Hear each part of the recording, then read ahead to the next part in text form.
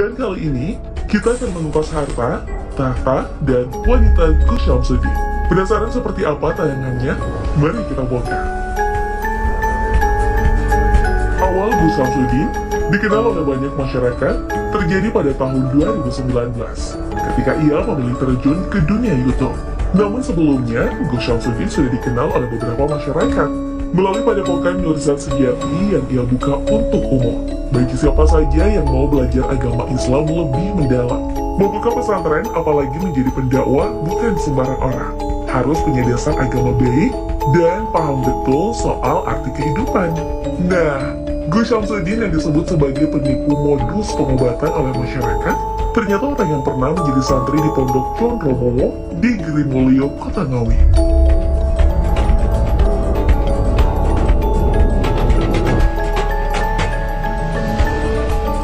Dari tempat ini, Gus Syamsuddin banyak belajar agama, dan mungkin pria dengan ciri khas rambut gondrong dan berjenggot panjang ini juga mempelajari metode pengobatan kebatinan dan hal-hal yang berbau dengan alam gaib. Ya, seperti orang-orang paranormal, walaupun hidup Gus Syamsuddin dipenuhi dengan hal-hal mistis yang tampak ngeri dan bikin bulu kuduk berdiri, tapi di kehidupan nyata Gus Syamsuddin cukup bahagia dengan apa yang dimilikinya sekarang.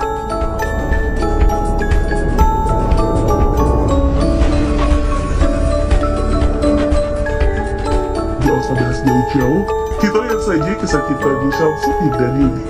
Dia digeres kalau kita melihat prestasi dari sang istri, rasanya Gus Syamsuddin dan Yuni cukup mustahil dipersatukan.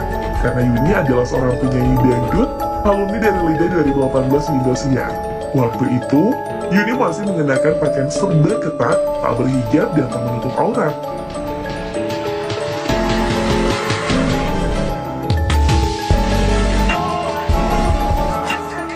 Sekarang ini sudah jelas berbeda.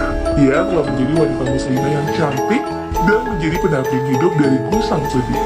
Mungkin ini yang dinamakan cinta tak pandang umur, status, dan latar belakang kali ya. Saat ini, Gus Syamsuddin telah dikaruniai satu orang putra yang masih bayi, gemesin dan lucu, lewat pernikahannya dengan Yuni pada tahun 2021 kemarin.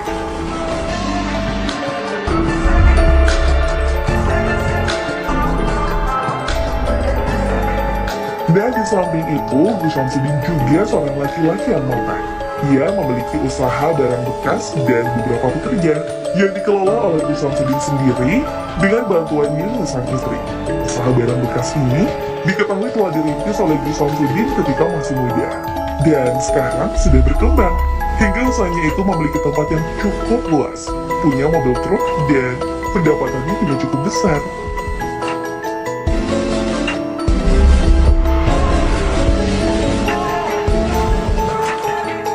Sepintas usahanya ini tak jauh berbeda dengan pemulung, dan hasilnya juga gak banyak-banyak amat, ya kan? Tapi dan tapi nih Gedikers, kalau Gus Syamsuddin menjual barang bekas dengan jumlah yang besar, aku yakin keuntungannya cukup besar.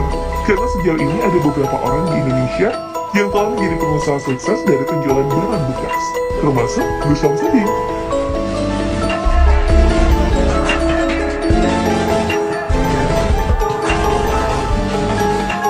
Selain itu, pendapatan lain dari Gus Syamsuddin berasal dari main YouTube.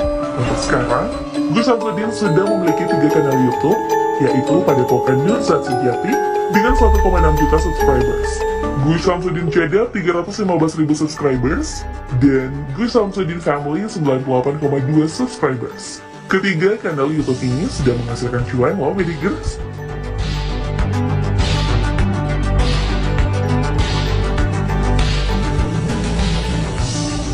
Dan setelah aku melihat penghasilan ketiga channel YouTube Gus Syamsuddin lewat laman Social Blade, ternyata begitu fantastis.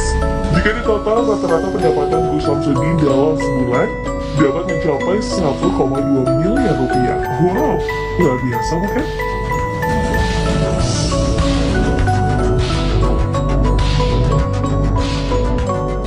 Nah, kalau kita juga membahas beberapa pendapatan Gus Syamsuddin dari pondok pesantrennya, tentu dong penghasilannya akan bertambah banyak lagi, tapi sayang banget nih.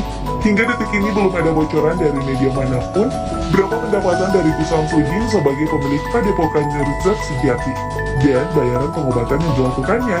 Karena awak media cuma heboh memberitakan perseteruan Gus Samsudin dengan pesulap merah.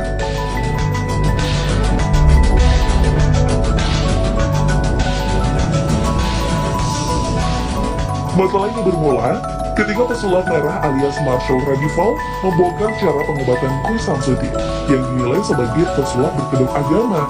Untuk membuktikannya apakah Gus Samsudin penipu atau tidak, mari kita lihat bagaimana pesulap merah membongkar trik perdukunan Gus Samsudin yang biasa memakai alternatif kelapa muda.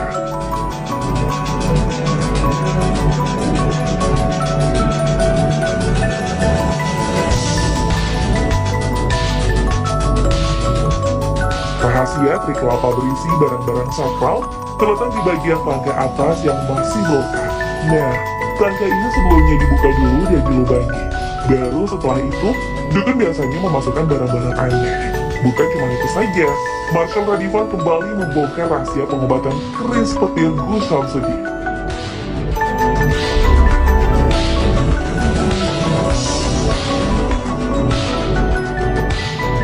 Melalui podcast Deddy Corbuzier, Marshall menjelaskan kalau keris petir yang digunakan Gus Samsudin memiliki tombol untuk menciptakan listrik di ujung keris.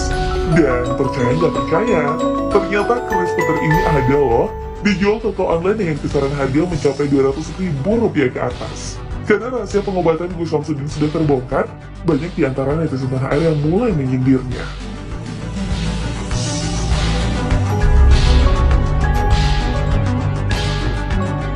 Belum kelar masalahnya dengan pesulap merah, Gus Samsudin malah mendapat masalah baru. Berdasarkan laman dasjawa.com, padepokan Nursat Sejati telah resmi ditutup oleh pihak kepolisian. Sampai batas waktu yang tidak ditentukan, penutupan ini terlaksana setelah banyak warga yang melakukan aksi demo. Menurut warga setempat, selama ini Gus Samsudin telah menipu banyak orang, dan kegiatan pengobatan sesak itu harus dihentikan, termasuk kegiatan belajar mengajar di padepokan Nursat Sejati.